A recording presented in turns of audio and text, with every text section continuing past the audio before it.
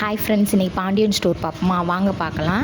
என்ன நடக்குது அப்படின்னு பார்த்தீங்கன்னா, நம்ம சரவணன் வந்து தூக்கம் இல்லாமல் இருக்கார்ல, அவர் தூக்கத்துக்கு யார் காரணம்னு அவருக்கே தெரியலை.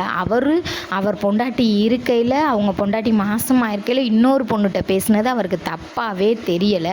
மயில் செஞ்சது தப்பு தான், அதை இல்லைன்னே சொல்லலை.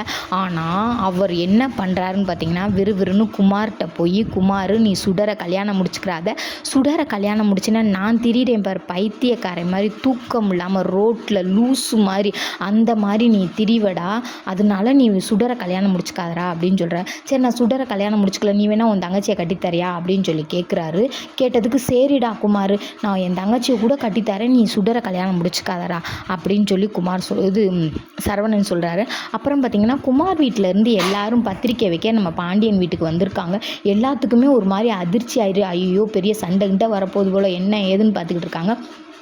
இங்கே 3 பேர் மட்டும்தான், ராஜி, மீனா, இவங்க எல்லோரும் மட்டும்தான் பேசிகிட்டு இருக்காங்க. அப்புறம் பார்த்திங்கன்னா, இவங்கள உட்கார வச்சுட்டு நம்ம கோமதியை கூட்டிகிட்டு வராங்க. வாங்க நீ அப்படின்னு சொல்கிறாங்க. அண்ணே இல்லையா அப்படின்னு சொல்லி கேட்குறாங்க. அப்புறம் பார்த்திங்கன்னா, செத்த நேரத்தில் அண்ணனும் பாண்டியனும் சரவணனும் உள்ளே வந்துடுறாங்க.